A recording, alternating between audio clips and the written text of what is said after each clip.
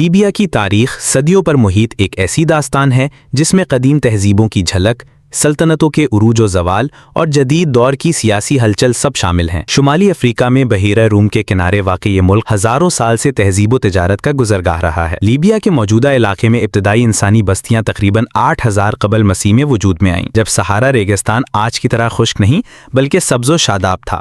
یہاں شکاری قبائل اور بعد میں چراگاہی معاشرت نے جنم لیا۔ بعد میں یہ خطہ قدیم مصری سلطنت اور فنیقی تاجروں کے اثر میں آیا۔ فنیقیوں نے تجارتی مراکز قائم کیے، خاص طور پہ طرابلس کے قریب، اور یہ علاقہ بحیرہ روم کی تجارت میں اہم بن گیا۔ 6 صدی قبل مسیح میں یونانیوں نے مشرقی لیبیا میں سائرین کے نام سے ایک شہر بسایا جو بعد میں فلسفہ، سائنس اور زراعت کا مرکز بنا۔ یونانی اثر و رسوخ کے بعد یہ علاقہ رومی سلطنت کے زیر اثر آیا۔ رومی دور میں لیبیا کا ساحلی علاقہ زیتون کے تیل، اناج اور گھوڑوں کی پیداوار کے لیے مشہور تھا۔ لیپٹس میگنا جیسا شہر آج بھی اپنی شاندار رومی عمارتوں کے باعث مشہور ہے۔ 7ویں صدی عیسوی میں اسلامی خلافت نے لیبیا کو فتح کیا اور یہ تیزی سے عرب ثقافت اور اسلام میں رنگا گیا۔ اموی، عباسی اور فاطمی دور میں یہ علاقہ شمالی افریقہ کی اسلامی سلطنتوں کا حصہ رہا۔ بعد میں یہ حفصی سلطنت اور پھر 16ویں صدی میں عثمانی سلطنت کے زیر اثر آ گیا۔ عثمانیوں نے لیبیا کو نیم خود مختار ایالت کے طور پر چلایا اور طرابلس ایک اہم بندرگاہ بن گیا۔ 19ویں صدی کے آخر میں یورپی طاقتوں نے افریقہ کو نوآبادیاتی طور پر تقسیم کرنا شروع کیا۔ 1111 عیسوی میں اٹلی نے عثمانیوں سے لیبیا چھین لیا اور اسے اپنی کالونی بنا لیا۔ اطالوی دور میں بنیادی ڈھانچے میں کچھ ترقی ہوئی، لیکن مقامی عوام پر سخت مظالم بھی ڈھائے گئے، خاص طور پہ مزاحمت کی تحریک عمر المختار کی قیادت میں۔ عمر المختار کی جنگ آزادی 1923 سے 1931 لیبیا کی تاریخ کا سنہرا اور قربانی سے بھرا باب ہے، جو آخرکار ان کی گرفتاری اور پھانسی پر ختم ہوا۔ دوسری جنگ عظیم کے دوران لیبیا جرمن اور اتحادیہ فوج کے درمیان بڑی لڑائیوں کا میدان بنا، خاص طور پہ العلمین کی جنگ مشہور ہے۔ جنگ کے بعد 1951 میں لیبیا اقوام متحدہ کی نگرانی میں آزاد ہوا اور شاہ ادریس السنوسی اس کا پہلا بادشاہ بنا۔ لیبیا نے 1959 میں تیل کی دریافت کے بعد تیزی سے معاشی ترقی کی، لیکن تیل کی دولت زیادہ تر شاہی خاندان اور اشرافیہ تک محدود رہی۔ 1969 میں کرنل محمد قذافی نے فوجی بغاوت کے ذریعے بادشاہت کا خاتمہ کر کے جمہوریہ نظام قائم کیا۔ قذافی نے قوم پرستی، سوشلسٹ اصولوں اور عرب اتحاد کی پالیسی اپنائی، لیکن ان کا طرز حکمرانی آمرانہ اور جبر پر مبنی تھا۔ انہوں نے مغرب مخالف رویہ اپنایا اور افریقی اور عرب دنیا میں اثر و رسوخ بڑھانے کی کوشش کی۔ 1980 کی دہائی میں لیبیا پر مغربی پابندیاں لگیں، خاص طور پہ 1986 میں برلن ڈسکو حملے اور 1998 کے لاکربی بم دھماکے کے بعد۔ 1990 کی دہائی میں پابندی اور معاشی مشکلات کے باوجود قذافی اقتدار میں رہے۔ 2000 کی دہائی کے آغاز میں انہوں نے مغرب کے ساتھ تعلقات بہتر کرنے کی کوشش کی اور لیبیا نے دہشت گردی کے الزامات پر معاوضہ ادا کر کے عالمی برادری میں واپسی کی۔ ہاں، لیکن 2011 میں عرب بہار کی لہر لیبیا تک پہنچی۔ عوامی بغاوت اور نیٹو کی فضائی کارروائیوں نے قذافی حکومت کو گرا دیا۔ قذافی کو اکتوبر 2011 میں باغیوں نے گرفتار کر کے ہلاک کر دیا۔ قذافی کے بعد لیبیا شدید سیاسی انتشار اور خانہ جنگی کا شکار ہو گیا۔ ملک 2 بڑی حکومتوں، ایک طرابلس میں اور دوسری تبرک میں تقسیم ہو گیا، جبکہ مختلف ملیشیا اور قبائل اپنے اپنے علاقوں پر قابض ہو گئے۔ داعش نے بھی کچھ وقت کے لیے لیبیا کے ساحلی شہروں پر قدم جمایا۔ 2020 میں جنگ بندی کے بعد ایک عبوری حکومت بنی، لیکن ابھی بھی انتخابات کا عمل مکمل نہیں ہوا اور ملک میں امن و امان قائم نہیں ہو سکا۔ آج کا لیبیا اپنی بے پناہ تیل کی دولت، جغرافیائی اہمیت اور تاریخی ورثے کے باوجود سیاسی عدم استحکام، مسلح جھڑپوں اور معاشی بدحالی کا شکار ہے۔ طرابلس، بنغازی اور صباح جیسے شہر جنگ اور تقسیم کے باوجود اپنی ثقافت، بازاروں اور روایتی طرز زندگی کو کسی نہ کسی صورت میں زندہ رکھے ہوئے ہیں۔ لیبیا کی کہانی یہ بتاتی ہے کہ یہ سرزمین بار بار سلطنتوں کے عروج و زوال کا گواہ رہی ہے، اور شاید مستقبل میں اگر امن قائم ہو تو یہ دوبارہ شمالی افریقہ کا ایک اہم مرکز بن سکتی ہے، جیسا کہ کبھی رومی دور یا قذافی سے پہلے کے دور میں تھا۔